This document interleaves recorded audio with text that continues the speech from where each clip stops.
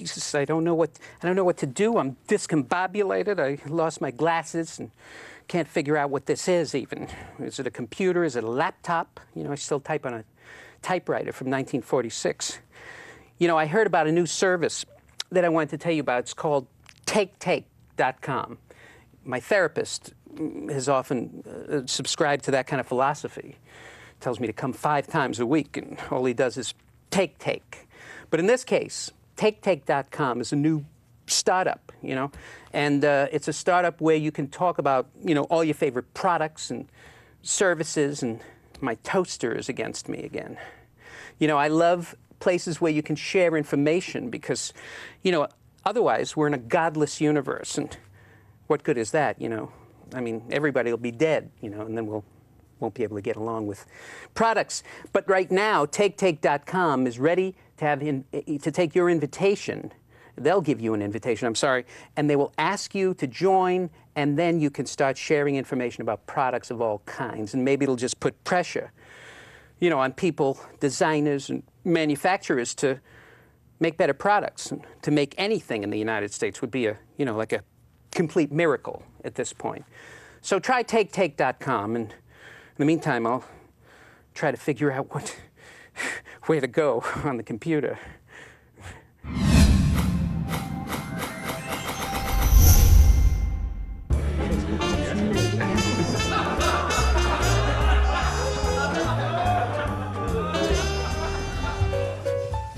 In his State of the Union address this week, President Obama promised to make jobs top priority. So to make sure you're ready to assume all those new positions, you can either make a boring, stupid paper resume, or you can join the cutting edge of the late 20th century and make a video resume. Employers just get to see so much more of your personality in a video resume. Just make sure it's an appealing personality. I believe success breeds confidence, and confidence breeds success. I've built systems that have saved my clients millions of dollars. The question is, what can I do for you? My other qualifications include a lifetime of making people ill at ease. Let me clarify something. Video resume should not just be a video of you reading your resume like it is to this aspiring crane operator. I'm trained and experienced on CAT 315 excavator, a CAT 414E skip loader grader. On the plus side, his choice of outfit communicates one thing. Bonus, I have tons of hard hats. I just wore this one because it makes me look most like a Lego man. This guy gets it right. He's dressed up, he looks sharp, he's in an office. He's not reading, but communicating his experience. Hi, I'm Josh Barker with Remax Town & Country. I'm also the representative for the Josh Barker sales team. I'm also the lead resident of the Josh Barker residence and the main driver of the Josh Barker Hyundai Sonata. Something else you can do is actually demonstrate your job skills. So hire Tracy. She'll wait for only 2 rings before answering the fax machine in perfect broken English.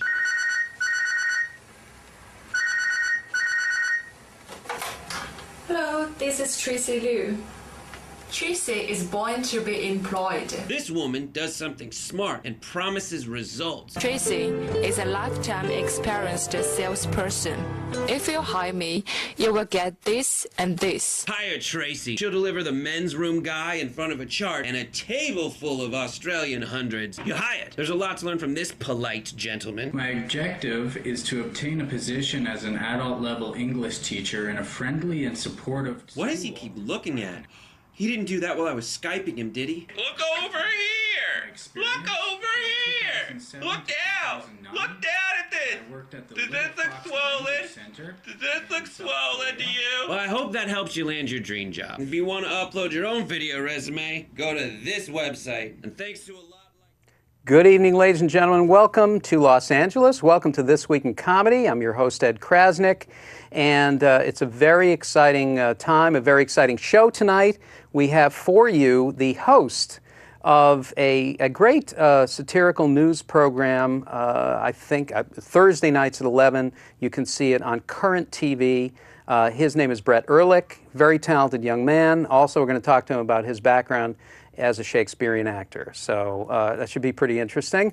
And also Julie Mitchell and the Julie Mitchell Effect makes a return to the show. We're excited to see Julie. I'm sure she's got something very interesting for us. And I don't know why I'm exaggerating my words in this manner, but this is the rhythm of a comedian. I'm here really to talk thematically because we have somebody who hosts, who's an anchor for a news program, about the news. Basically, what has happened to the news and where it came from and how we can't fix it. Tonight, I'm going to talk about the fact that in my life, we had John F. Kennedy, we landed on the moon, we had Dr. King, we had Bobby Kennedy, and we had the Beatles, all by the time I was 10. There were a lot of things going on in the news, and at that time, entertainment was not news, and news was not entertainment. What happened is the news divisions had to start showing a profit. And before that, they hadn't had to show that, so they could just deliver news stories and information.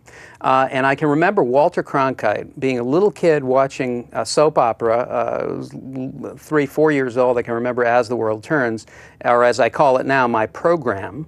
And watching it with my mom, and I can remember the story about JFK. And I remember Walter Cronkite talking to the world and how everyone watched and listened. And he basically was just a human being who happened to be very interested in the news and reporting and came through journalism in that manner. The reason why I bring up the Kennedy assassination is because I dated 2 women who had very interesting takes on the Kennedy assassination that I've never heard before. One of the women had a grandmother, and the grandmother's take was that Jackie set the whole thing up because she was upset with her husband that she manufactured the whole campaign and the whole assassination. So that's a very fresh take. I've never heard that, the jilted wife theory, not presented to the Warren Commission.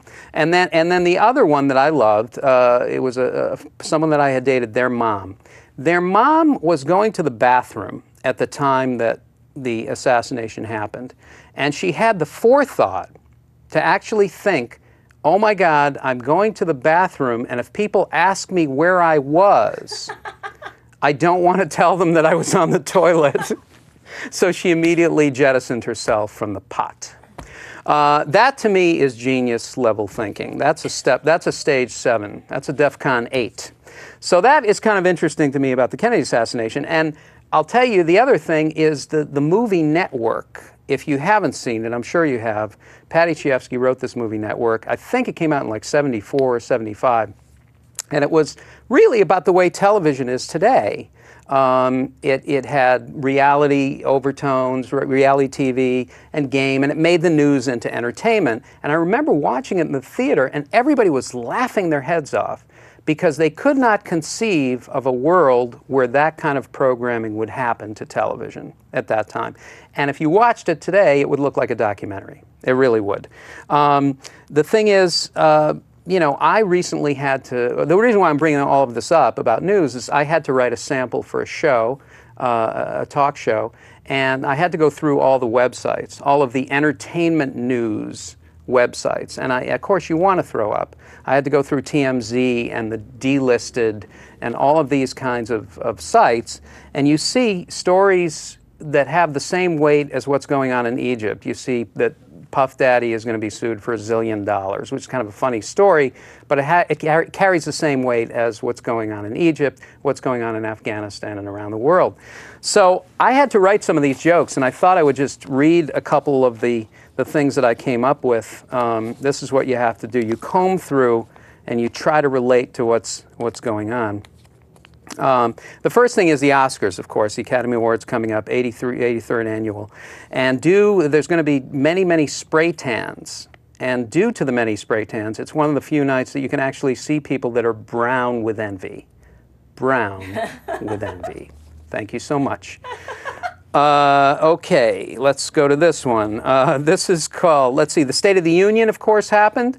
And there was a special poll, of course, and the new poll cited that President Obama's State of the Union address getting strong support. 48% of Americans approved, while 52% prefer the King's speech. Prefer the King's speech. And finally, this is one of my favorite ones, Lady Gaga's one-finger salute. About a year ago, Lady Gaga caused a stir when she gave the New York Mets the finger. when sitting in Jerry Seinfeld's box, a one-finger salute to all the fans of the Mets game. In a bold PR move, the Mets plan to invite Gaga back for opening day to throw out the First Amendment. To throw out the First Amendment.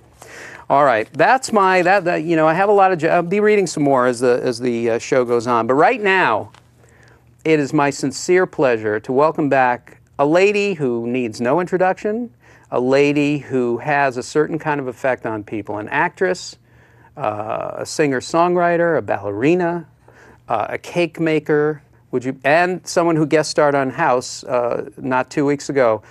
Please welcome Julie Mitchell and the Julie Mitchell Effect. Hi, Ed. How are you? I'm really good. I'm pretty much famous. You are famous now. You were famous before, too. Yeah, a friend of mine texted me on my way here, and he said there's something called a star meter on IMDb. And I'm sorry, what's that site? on IMDb, there's a something called a star meter. Yeah. And he said that mine is 3,000 something. I don't know what it means, but he says it's good.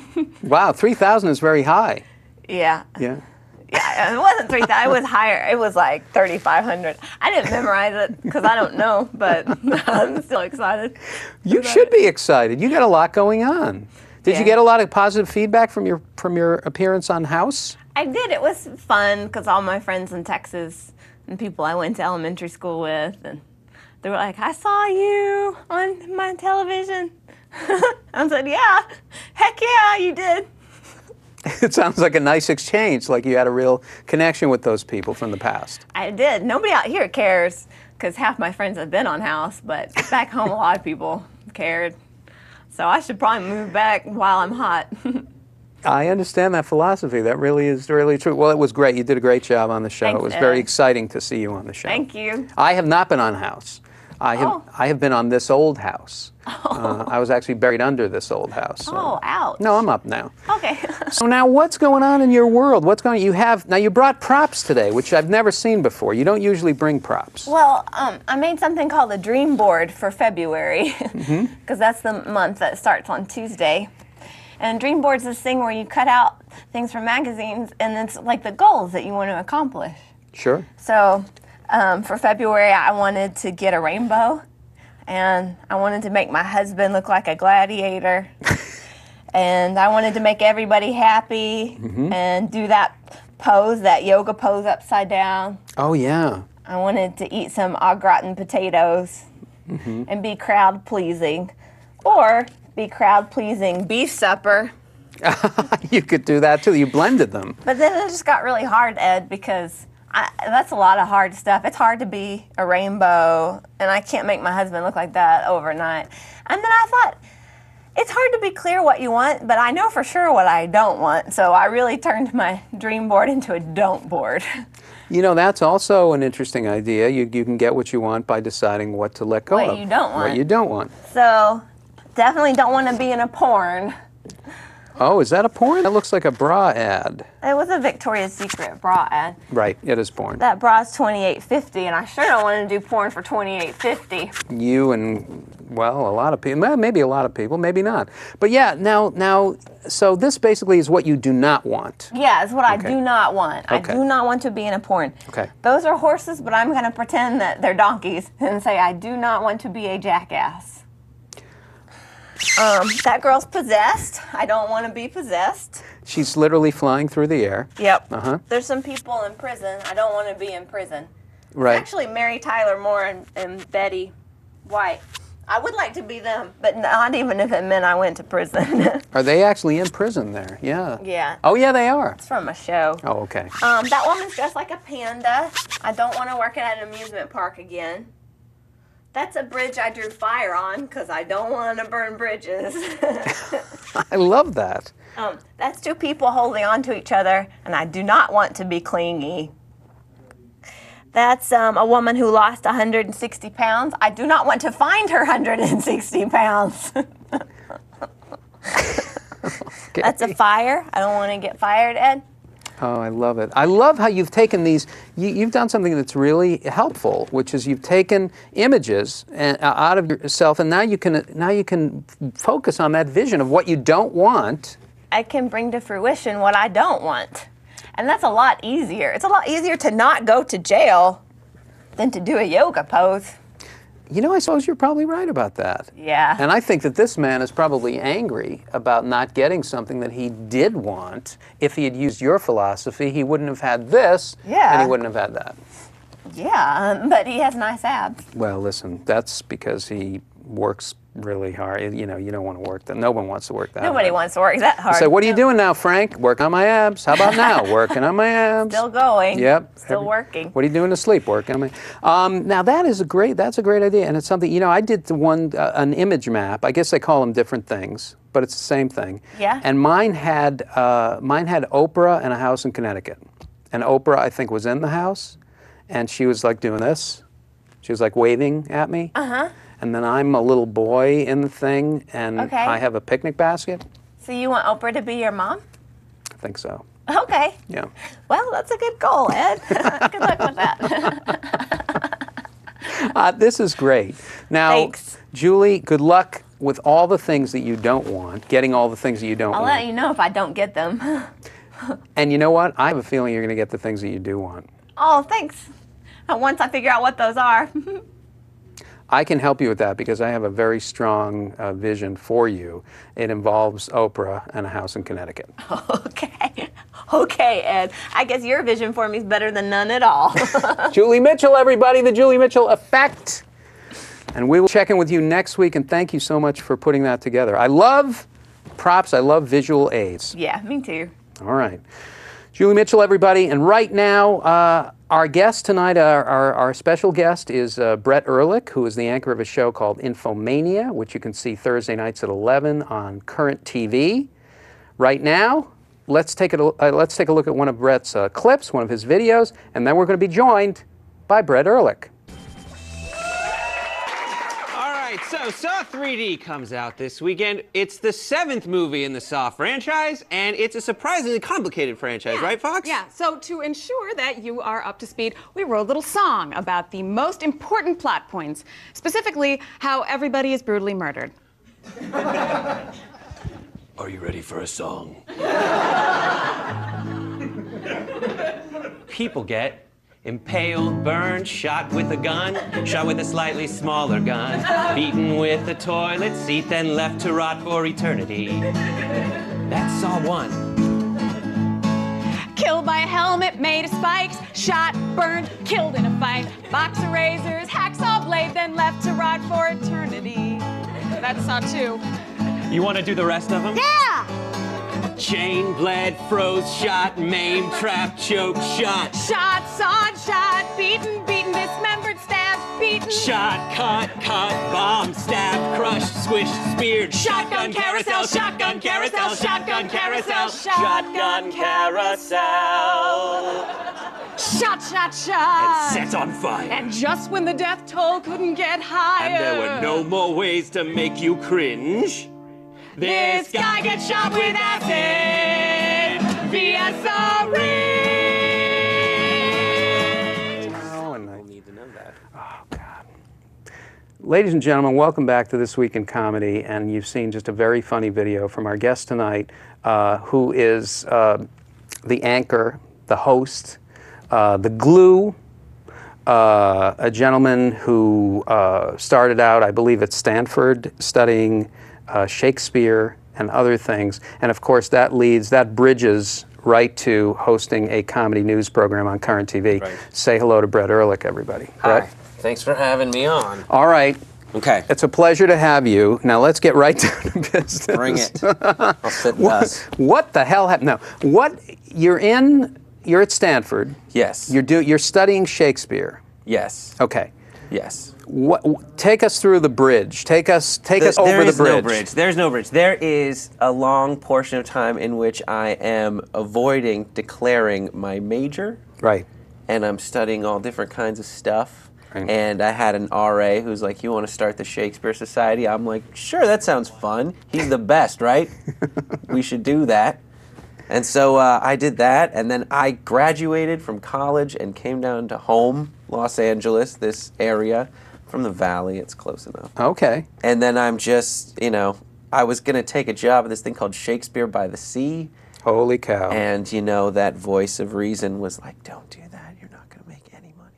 Yeah. And so I ended up not even going to Current TV directly. I worked at a talent agency in Los Angeles, which is one of the worst experiences a human being can have, and the best. You learn a lot. But in the meantime, there are men with highlighters, and they're throwing them at you. Oh, yeah, there's like it's like an Olympic. It's like the X Games. Yes. Only they're Xing you. Yeah, they're getting rid of your self-esteem. Yeah. You remember Swimming with Sharks? You ever Yes. see that movie? Saw that. So you were living that movie. I was living that movie. Did you have I mean, did you really work with a guy, or were you surrounded by people who literally are doing things, yelling, physical, crazy, browbeating, all that stuff? Yes, there was around the outside, and it's great, and these people are probably very proud of it, but like around the outside are all the agent offices. Right. And in the inside are all the horrified, you know, red-faced from crying assistants in this bay in the middle. And then there's like two guys that come out and they have golf clubs and they have like foam balls. And they put the foam balls down and they rear back and they just swing as hard as they can into the bay of recent Ivy League graduates who are just like, they have to go to like a party this weekend with their friend, the iBanker. This is 06. iBanking is like huge, fantastic. This is where you want to be, or 05. And then, you know, what happened to you today? Well, my boss called me on the phone, shut the door so no one could hear, and then talked to me on the phone as he's looking at me, telling me how stupid I am and how worthless I am as I slowly disintegrated from the inside. Wow. But you learn a lot about the industry. And if you don't commit suicide, you end up hosting a minor league cable show. That's fantastic. Yeah. That's a great coming of age story. It was. It really is. You know, and didn't you do? But you also did Rotten Tomatoes, right? Yes. So I came on at Current. Yeah. And I was terrified. I was a bad writer. So that clip that you played at the beginning. Yeah. I wanted to write a line at a time. There's no audience around. I'd never had that before. So I wanted to be the audience, do it, hear it, record another line, build. And so I did that, and it was just, they kept me around as like, started to be on camera. And then I was on camera for InfoMania. Sure. And then we got this deal with Rotten Tomatoes to do movie reviews, and they're like, is your schedule terribly busy? I'm like, no, you know I do one segment a week. And then I started hosting Rotten Tomatoes, which was great. It's a great site. I mean, it's really, like, if you ever want to know anything about anything, a review, you go to Rotten Tomatoes. It's right? the best. Yeah. And it takes 1 second to just find out if something's good. You just look at the number. Yeah. And the people over there are so nice and friendly. Oh, really? Yeah. Different than the agencies. Yes. Yeah. The opposite. Who actually are Rotten Tomatoes. Yeah. Ironically. Yeah. Mm-hmm. Yeah. Well, now, in terms of InfoMania, what goes on at InfoMania? Because it's a comic. How would you do? Is it a comedy news show? Is it a satirical look at the news? What is it? We've been going through some changes. I'm recently becoming like the main host of that show, and what it does is our old slogan was chewing up the week's media and regurgitating it half digested into your mouth. What a great tagline. You know, which sounds appealing. It does. It's powerful, and the effect of it. Yeah. Yeah. People picture baby birds and vomit. Feed me and spit into my mouth. Yeah. Throw up in my mouth. Throw up in my once mouth. a week. Yeah. And let me enjoy that. So, yeah, and what we do is that literally on camera every week. No. We just look at what's happening in the week. Yeah. And then there's a bunch of different cast members who have different beats. Right. We've got a guy who hosts a segment called That's Gay. That's his beat. Mm-hmm. We got Modern Lady, Erin Gibson. Saw her, yeah. She does lady things. That's her beat. Mm-hmm. Ben Hoffman is kind of the tech report guy and resident curmudgeon. Very funny guy. He is hilarious. Yeah. He's one of those guys that, like, you laugh at the setup. Mm-hmm. He's just a super funny guy. And then, and Sergio Chili does music. And so we take what's happening and we go, this would be good for you. Or do you have an idea on that? We're like, yeah, I got an idea. Right. And then we have a bunch of different segments. and people come on. We have a new set. Love it. And yeah, people come and we sit and do comedy bits. And let me ask you a question. Do you like you're watching and you have to go through these news stories, and a lot of them are going to be either horrific in some way or something that makes you sick in other ways or something that's hysterically funny. Yes. Do you like go through news stories and then like think, you know, I can do something really funny with this, but it kind of does make me sick? Usually it's what makes us laugh the most is what we're least allowed to do. Right. So Hoffman will sit and tell a joke, and we'll just be like, "There's no way that's going in." Can't I'm do writing that down. Can't do it. But yeah. So and usually if people die, we don't do that. That's like a rule. Yeah. But one thing that I saw, usually people email stories to like the Facebook through my Facebook or Twitter, or they'll email them to the show, which we encourage people to do. Sure. It's like InfoMania at current.com. Right. And then, like someone emailed, there was a woman who went to a convenience store in Idaho, and she tried some free Greek yogurt, and she said, this tastes not like yogurt at all, but like a bodily fluid. Okay. And it wasn't tears. And she asked that this man who gave it to her be arrested. Okay. And then we go, that's funny. And we saw it, the story was a local news show. So it's always funny to see what's happening. We have a segment called Adorable Local News. Sure. And then we have to come up with jokes out of it. I want to tell you a joke. Okay. The woman asked the man be arrested, and then he said, oh, come on, though. I'm part Greek. That's just how we make yogurt. And she should have known better anyway by the sign next to the yogurt that said, if you want seconds, you're going to have to give me a few minutes. That was it. I really got that one out. See? And we do that. And that's what you do. And I email him to David Nickel, who runs the show, and he goes, and the middle ones, I always pitch another one that's just about poo-poo. And he says, the ones not about poo-poo are good. Don't use those. The ones not about poo-poo. Yeah. Yeah. That sounds like a lot of fun. It is a lot of fun. Yeah. We have a writer's room. Okay, take us through give us the day. What are we doing? Well, we come in. Yeah. There's Pete McIntaggart, who has lived many lives. Well, right there, you don't really have to do much with a name like that. Yeah, and we call him McGeggart. No one is, I'm the only one who says his name right. Oh my God. He used to work at Sports Illustrated and in investment banking, and he's like Uncle Pete, and his job is to be like, okay, you're watching this show. So we go through crappy reality shows and, you know, the Golden Globes last week. And, sure. You know, Oprah's channel, always something good there. And we try to pick the most relevant stuff and bring in clips to a meeting later in the day. Sure. And then everyone pitches, you know, you say what you think right after, and then go away, pitch jokes. They're compiled into a list, and everyone gets in on it. Interns even do it. It's great. It's and at Current TV, I mean, is there a certain like a focus or an agenda? Is there something that you can do things on Current that you couldn't do on other networks, but you can't do things on Current that you could do on other networks? We can't really cuss. We can bleep it, but we're not like that hip, cool subscription. Oh, for $9 a month, I'm gonna hear F-bombs. Sure, sure. So I'm conditioned not to say them. Right. As soon as you get off the air, I'm just F-bomb village. You can say it here. Really? Yeah. You can say whatever the fuck you want. Oh, God. But see, I don't curse. My act, I just didn't do it. But not because I'm like, you know, religious or holy or anything. It just didn't feel, it wasn't me. Yeah. Yeah. But if Richard Pryor, you know, yeah, if he's not doing that, that's not going to be him because that's how he talks. Yeah. So. You're not that kind of guy. You know, you don't go home and like, what the hell? I say it. I only say it when there's someone that's going to laugh if I say it. Right. You know, like if I know this person is not expecting it. Right. Or if I say something sweet with an F-bomb in it. Like, you look so fucking good today. Like, spice it up. Spice it up. And then, give it a little but salt. I won't. No. I won't jam it home with an F-bomb. You're not that kind of guy. I don't think I am. You don't need that crap in your life. Yes. No, I don't. You're a man with a vision.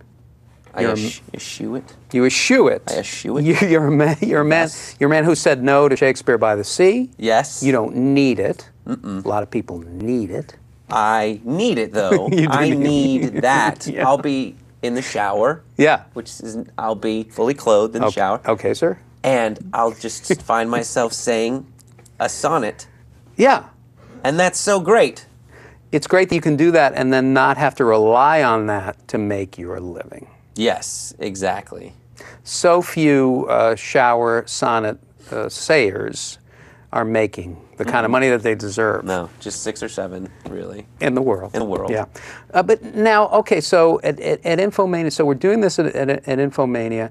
Ever met Al Gore? Yes. Okay, tell me about that. The first time I met Al Gore, I was nervous. Most of my first interactions with people are really bad. Yeah. This was like, I was champ at it. Like, I was a writer's assistant once for these people, and I knew who they were on the show, and I asked them questions like, so what do you do on the show? Because I didn't want to seem like the jerk. But with Al, I was like, I'm going to get this right. We were at a company party, because he's the president of the Current TV, the place I've worked for 4 years. So I go up to him at this party. It's loud, and I say, "Thank you for the." I'm going to say this. I'm going to say, "Thank you for the opportunity, Miss Vice President Gore." He is at a salad bar. What is he doing? He is coming downstairs, and he has just come down upstairs, and he's like doing that thing where you come to a new level and you look around, and you're the former vice president, so you're just surveying the room. And everyone kind of turns around, and I'm like, "This is my time." And I'd had a few drinks. I do that. I'm that kind of guy. And I'm like, "All right, I'm gonna say this, Mr. Gore. Thanks for the opportunity." And somewhere between opportunity, my nose grazes his ear. Grazes his ear. Grazes his ear, and I stop, nod, walk away, and then. How does your nose graze his ear? It was loud, and like, you know. Oh, you went in. I went in. I was like, okay. "Hey, thank you for the opportunity." You know, because it was a loud dance floor. Sure. Thanks for the opportunity, Mr. Gore. And one of the services, I'm pretty sure it was my nose was wet, like gently, like a little, and it was just not right. It's not right to do that. No, it's not right to do that to a former vice president. No. No. Or At any point. Current vice president, go up to him. Biden. Biden is okay. Biden just be like, "Get in here." Yeah, he'd bring it in. Yeah. Bring it in. Big This kid's smile. fucking great. I mean, he would do that on the mic, right? He would. But this guy is not something. This is and you probably had a load of inconvenient truth jokes lined up. Yeah. Machine gun. I'm just like, don't say anything. Don't say anything. Because he's in the process of saving the world. This was right when he did the movie. That's when I first started. Sure. And he was just.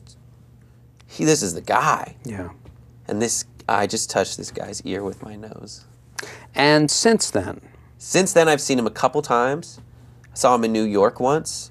He had this like event, and he said that he plugged Viral Video Film School, which was great. Fantastic. At a speaking thing. He said it out loud, and he's super nice. He's always been super nice, and he sometimes will be, he normally visits the San Francisco office, and we'll have like a pep talk. And afterwards, after the pep talk, you're just raring to go. Yeah. He just has that speaking thing that he's really good at. Good sense of humor? Yes. Good sense of humor? Good sense of humor. Can laugh at himself? Yes. Okay.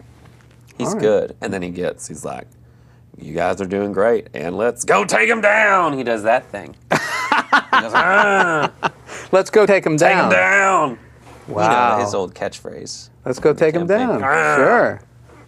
But he does that. You know, I hear that, and then I think, why didn't he do that more in the campaign? I wish that there would have been more take him down. On that. No, I know. Believe me, there's been a tidal wave that has happened since that time. One of the best things I've ever seen is in the documentary The War Room. Okay. Which is about that campaign, is one of the speeches that Al Gore gives, where he's like, "Interest rates are up, employment's down. This is up, that's down. They got it upside down, we're going to turn it right side up." And everyone just goes nuts. Okay. And so he taps into that. He does tap into that. Corporate And events. he really believes it. Yeah, he does. He really does believe it, which is great. Wow. I just remember, I cannot tell you, I remember like it was yesterday, listening to the radio the night of the elections, of the Gore-Bush election. And I remember the radio playing they would start playing the Tennessee Waltz. And then you thought, hey, okay, everything's great. And then like a half hour later, they're playing you know, the Yellow Rose of Texas. And the rule is they have to play that song backwards before they start Yellow Rose of Texas. So it was like Tennessee Waltz backwards because they made a mistake. Oh, God. Go the other way. Yeah. I remember that. I remember being in a dorm room watching it and being like, or in the lounge, and everyone was like, oh, Gore won. And then they're like, ha ha ha. It is kind of amazing that election reform is like the last thing that they really haven't been able to look at that. Yeah, it's tough. It's so, because there's like you know, there's a mythology about our country that it is so awesome, and this is one of the things about it that theoretically makes it awesome: our ability to transfer power peacefully. Okay. Now, what if someone said, you know that thing you've been doing pretty well? It's bunkum. We're fixing it. We're changing it now. You're not adding something. You can add healthcare. You know, that's hard enough. But if you're going like, you know that thing, we know it's ridiculous. The Electoral College is ridiculous. Yes. It's so stupid. Who came up with that? It's stupid. It's antiquated. Yeah. It doesn't work. The system doesn't work. It doesn't work. I mean, your people's it's not one person, one vote, and it doesn't count that way anymore. So it's like the whole country is built on that, and now you're going to tell me that, you know, that we're not going to look at that. We're not going to fix that. We can't fix that. It's just so much more convenient to like go around and win states. They want to win states. Yeah, yeah. And it's a lot cooler to see that map turn red and blue state by state as opposed to like various shades of purple. That's right. All at once. That's what they could do. That's right. Oh, is it a is it a fuchsia? Yeah. I don't know. Well, people don't understand. They think that people won't understand it unless it's one fish, two fish, red fish, blue fish. Yeah. Unless it's and look at USA Today. And I'm not saying it's a bad thing. I'm just saying look at the color coding. It's like look over here. You know. What was it? There's an Onion article that said so great. That said they're finally making a version of Time magazines for adults. Because it's too many like it's all too many pictograms and stuff. Can you cross the line? Because I'm the hugest fan of The Onion, and I was reading one day, and it was an article about Elie Wiesel had written a book, and now he was critiquing his own book about the Holocaust, but he critiques it because he thinks it's poor writing now. Now when he looks back on it, it's like, this was just horrible writing. Right. And it's really funny. And I looked at it and I was like, I don't know. But I love it. I love that they go for it, but it's just like... Yeah. I mean, it's funny. Yeah, it's funny. Yeah. It's funny and you laugh at it and then it's there so that you like have a reaction. That was a real reaction. Can't deny it. Beautiful. That's what I like about it. Yeah. And then you're like, wait a minute. Amazing. My bad. Well, now, okay, so I want to talk about a few more things with you about your background and about what you're doing, about what might be coming up that we can look at on InfoMania.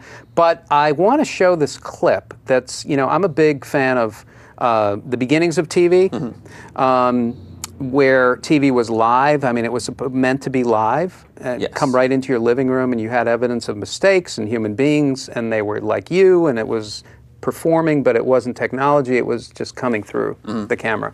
So let's take a look at a sketch from the show called Mr. TV. Mr. TV. So let's take a look at Mr. Very funny. Do you have anything to set it up? This was cut from the show because we didn't have time. Okay. We're doing another one coming up about Jersey Shore. But Mr. TV, I don't know how we describe it. Mr. TV, on our set, there's an old television, and I don't know if we say what it is, but we bought this TV at an old garage sale, and suddenly it'll just turn on and transmit a signal from a guy from the golden age of television. And we ask him questions about TV today. This is great. And I want to mention one other thing is that I happen to know Dave Nickel. Yes. And he called me before the show, and he wants you to call him. Oh, really? So I thought it sounded a little bit urgent, not crazy, but maybe we can use this phone. You can call him here. Oh my Let's gosh. show Mr. TV, and when we come back, okay, maybe we can talk to Dave too. Yeah. All right, but you got to check in with him. Okay. Okay. Check out Mr. TV right now. Thanks, Ben. I'm totally not regretting buying these from you for $25. You know, before we go, I just wanted to take a little time and say something more about American Idol. Hello. Hello there. Good evening. Oh my God, Good it's evening. Mr. TV. This is our friend Mr. TV from the golden age of television. Nice to see you, man. It is great to see you. My compliments to your novelty ears. Oh, these are Minnie Mouse ears. I know who she is. I got him on Craigslist. I don't know who he is. So, we were just talking about the biggest show on television, American Idol. Is that a program about teen sensation Troy Donahue? No, it's actually a talent competition show where we find America's best undiscovered singing talent. Oh, that sounds like a lot of fun. It is. Let me show you a clip. Oh, it's what you do to me. Oh, it's what you do to me. Oh, it's what you do to me. That was funny. Isn't that awesome? No.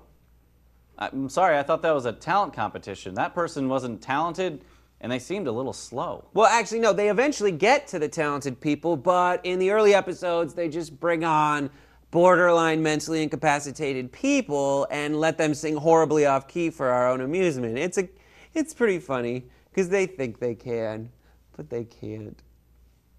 Sounds cruel. No, it's not cruel. It's a lot less cruel than it's been in previous seasons. I mean, they got a lot more supportive judges this time. Take a look. We're so real, that's what we mean. Yeah. So many people see it as a negative thing. No. Over the top real with positiveness. Those dames are knockouts, especially the one with the big lips. I'd like to take her out for a milkshake and try and hold her hand. Sorry about that. That's Steven Tyler. That's a man. That fella looks like a lady. That's funny. That's an Aerosmith. Never mind. So you're telling me in the future that men dress up as ladies and exploit delusional people that try to become the next Troy Donahue? Well, when you put it like that...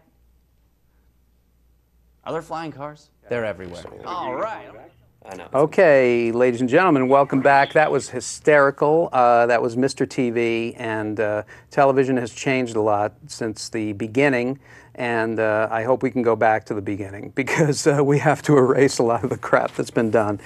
But right now, my guest is Brett Erlich from InfoMania, and along with us is, on the telephone, I believe we have his boss, Dave Nickel, and we have, Dave, I believe you're at your compound?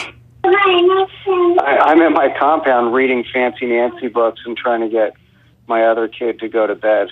Oh my God, this is probably not a great time to do this. No, it's I always have time for Brett and Ed. Thank you very much. Now, Dave, I'm sorry. I told Brett that we had spoken earlier and that there's some kind of breaking news thing. We talked about how InfoMania works, and of course, I think when you're an anchor, you're always on call. I guess that Brett didn't tell you that he would be coming here. Yeah. Yeah. Well, usually when there's a huge story, we will come in on a Sunday night. So, I'm sure you guys have been watching, CNN all weekend. There's a huge story breaking. Yeah. It's Egypt. Egypt is there's a huge revolt in Egypt right now. Oh, there is? Oh, no. I was talking about there's this, someone's going to sue Puff Daddy. Someone's going to sue? For like, I think $1 trillion. Really? So is it... Yeah, it's like breaking on Gawker and all the big websites. So we're going to have to, we should probably get in now, to get ready for the show. Yeah.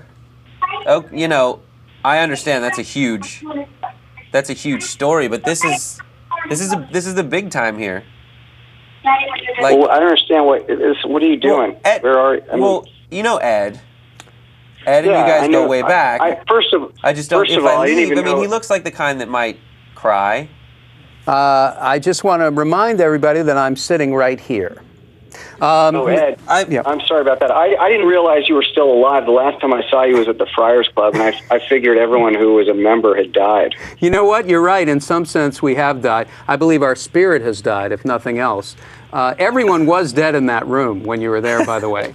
Milton Berle was embalmed and then came back out of bitterness. But the thing is, you guys are always on call. It's like you never know when news is going to break. Yeah, huge, awesome stories like Puff Daddy being sued for like $1 zillion. And I want to cover the hard stuff. I want to cover, I want to cover Egypt. I want to cover Tunisia. Right. And then Dave calls me with these big breaking stories about Puff Daddy. Well, the people have a right to know. The people do have a right to know. Yeah, I think the woman also said that Puff Daddy. You got to read the rest of the story. The woman she's accusing him of being the mother of his illegitimate children. Setting up 9/11 is what she says. Right. It starts with 9/11. Yeah. And then it builds from there. Yeah. You know, and that's the kind of story that people turn to InfoMania to cover. Right. Because no one else is going to cover that story with as much sarcasm and insincerity as InfoMania. Right. And I just really care about the people. And that's where Brett's journalism degree comes in handy. Brett, you were a journalism major, right? No. I was a poli-sci major. I declared a week before the deadline. I think this is probably something for you. Maybe you guys figure this out at your next board meeting. Yeah, we should probably talk to HR because I thought maybe I misread your resume, but yeah, we should look into that because I mean, Current TV is a very serious channel, and if you don't have the credentials, that's true. That's true. Well, I already told them about the serious meeting I had with Al Gore and his ear, so. Mm-hmm. It was an inconvenient brush at that point. Well, I got to tell you, I appreciate it. I'm grateful to have Brett here. Thank you for sharing him with me, Dave. It's very nice. I know you probably have to go somewhere, but I will tell you that this show, we're doing a show called This Week in Comedy, and it is the #1, well, it was the #1 podcast in South Africa. Really? It really was. My God. So, that's great. Yeah. That's fantastic. So maybe, you know, you do this, the people there see it, and then you go over and you do the show from South Africa. Yeah, that's great. Okay. That would be great because we get a lot of offers to do the show in other places, most of them not on television. I thought it was always more popular than The Sleeping Wildebeest, but I get apparently. No. This show is a sleeping wildebeest, and I'm going to tell you something right now. There's going to be blood.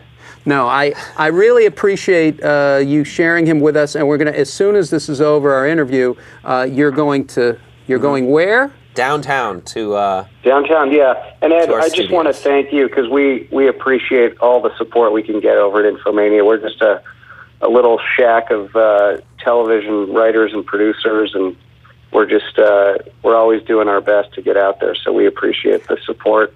Well, and I and love the show. You're a very funny guy, so we're excited to see the final show. Oh, thanks a lot, Dave. Well, it's very funny, and I wish you all the success with it. You got some great people, and it's very smart. So right away, you're at the top, at the 1% of the 100%. It's very smart. So if you land on it, or if you go to Current TV on Thursday night at 11, you're going to have a good time. I mean, it's great. It's very funny. So thank you very much, and I hope to talk to you soon. Yeah, I'm going to get back to Fancy Nancy. We have a couple pages left. Okay. Cool. I love Fancy Nancy, by the way. And next time we're going to have the cast on. We'll have you come on, and we'll read Fancy Nancy on the show. It's fantastic. That would be great. All right. Thanks a lot, Dave. All right, guys. Take care. Dave Nickel, everybody. Okay. So that went well, I thought, except I think that you might be in some trouble. Yeah. Yeah. You know, I have responsibilities to the integrity of the network, but luckily there's people like Dave around to make sure I never accomplish that goal. Now, next time you meet Al Gore, let's rehearse it. All right? I'm Al Gore. Okay. I don't do a great Al Gore. I guess it's nice to meet you then. That's it. That's exactly it. It's sort of now, Al Gore and John Bradshaw, very close, years ago. Al Gore and John Bradshaw. So very, very nice to meet you. I'm very pleased that you're working here. I remember you sticking your nose in my ear. Yeah, I don't. I was so wasted at the company party. I was just blacked out. Yeah. I peed all over the yacht that we were on. Yeah. Well, next time we're going to grab it, we're going to get them, and we're going to take it home. You see? Woo! Awesome. It's sort of like that. And so next time you won't lean in. Yeah. I'll just go. Well, maybe I'll do this. Do this. Just hand on his knee. Yeah. Use it for leverage. Yeah. Just maybe I'll creep up, and that way he won't remember the ear thing if I creep up the leg. Boy, how nice would that be to really affect a man? Yeah. Like that. Of that stature. Of that ilk. Yes. Fantastic. Yeah. Okay. So we'll do that. Now, who do you want to meet? Who do I want to meet? Let's say you're going to go in a store. Who are we going to meet? I was at Sundance recently. I want to meet Lake Bell. That's it. She's just a really funny girl on Children's Hospital. She did. Okay. She's really funny. Generally in the world, I'd like to meet Steve Martin. He's one of my #1 comedy influences. Really? Love him. And growing up in L.A., yeah, you're listening to, you're watching. I'm just watching all his. You know, we had Comedy Central until I was in 7th grade, and that would play. And then I moved to Simi Valley, which is where the Reagans come from. Oh boy. And the Rodney King trial. And like we got a Togo's when I was like in 11th grade. Yeah. Which is like not even a Subway or like a Quiznos. It's like the bland Subway shop. Like that was a highlight for us. Is Togo's to go? I don't know. It's got to be, right? Right, it's to go. To go. But instead of calling it to go, Togo's, like it's a country or something. Yeah. Okay. Yeah, like they have another version called Driva Through. Oh yeah. I'm just going to think about it. It'll sit. Good. Yeah, so I moved there, but Comedy Central used to play reruns of old Saturday Night Lives over and over again. So you'd get that, like when Steve Martin would just host and just show up, I'd watch that. I'd watch The Jerk over and over again. On our set, there's a little red thermos. That's like a shout out. Oh, yeah. I play the banjo. Do you play the banjo? Yeah. Fantastic. I'm not very good at it, but I have one. That is good. Did you read the book, Born Standing Up? Yes, I did. You loved that. Recently. I loved it. Yeah. It was great. Surprises in there for you? Things you didn't know? Yeah, surprises. He was like, when I was 28, it's like, let's do this. And I'm 28 now. So it's let's do this. This is the year. Yeah, that was the year. Okay. But he was, you know, just to be crazy. You know, my favorite was he's like, try to go as long as he could in his act without starting his act. Right. Kind of like, oh, before we get going here, and then just do something ridiculous. So you weren't, yeah. And I think that I remember being a kid. I mean, I could be your great-grandfather, but I remember being a kid and going to the Boston Garden to see Steve Martin perform stand-up on his tour with the arrow through the head. And there were 17,000 people watching this guy with the arrow through his head. So it was pretty amazing, pretty powerful. And I remember him doing a thing with Gilda Radner on SNL. It's a dance number. Yes. But it's not comedic. It's one of the most fabulous things I've ever seen. It was just suddenly they're in a bar, they go off to the side, Yeah. they dance around, they're at the bar, they're looking at each other. And then they go, at the end, they go right back to what they were doing. It's that moment. So they're sitting at the bar, they see each other, and you know, in your mind, you're dancing with them, but they acted that out. Went back to it. It's fascinating. It's a really beautiful piece. I mean, that show was so well directed at that point. And if you ever go back and you get the first season, because in college we used to sit around and it was Saturday night and nobody went out. You went to see Saturday. You watched sketches TV. would go through the commercial. Yeah. Into the next act. Yeah. Yeah, I mean, it was beautiful. Now, we're gonna have to wrap here in just a minute, but what can we look for? What's coming up? What are you going to be doing? What are we doing? The Puppy Bowl runs opposite the Super Bowl. Okay. We'll be interviewing puppies to see who they think is going to win. Okay. Because that's a counter-programming thing. That's a really highbrow idea we have. Also, what else do we have? We'll be the Craigslist interviews. Ben Hoffman does the Craigslist interviews where, you know, we all buy stuff on Craigslist, but who are we buying it from? Ben Hoffman investigates. Fantastic. We've got just check in. We go with what's going on in the news. Sure. We're going to talk about Oscars. We're going to talk about the Super Bowl. The Randy and Jason Sklar will be on the show this week. I love them. They're awesome. They're friends, and they were going to come on here. We come on, and they're great, amazing. And quickly before we go, can you just a little bit about how being the host has affected your personal life? Personal life, great. Everything's great. Yeah, I don't sleep as much. Yeah. I don't feel as much like a human. There's a lot more responsibility. Right.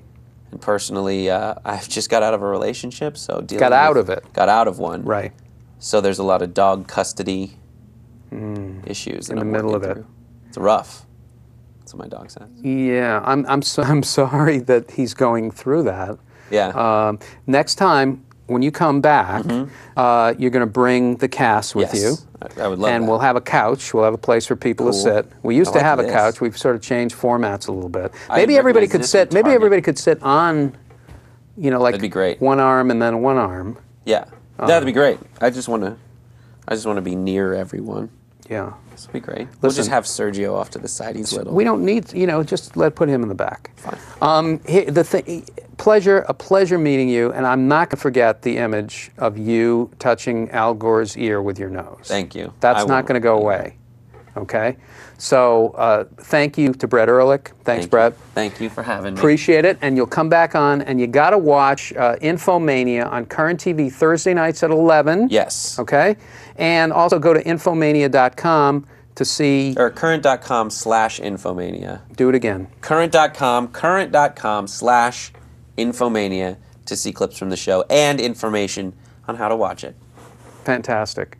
All right. Next week, we got, of course, the month of February, a big month for This Week in Comedy. Next week, Mr. Greg Proops will be here, and an old friend, and a new start time, a new live time for us, starting at 8 o'clock next Sunday, and then we'll be going to our regular time, which will begin to be 7:30.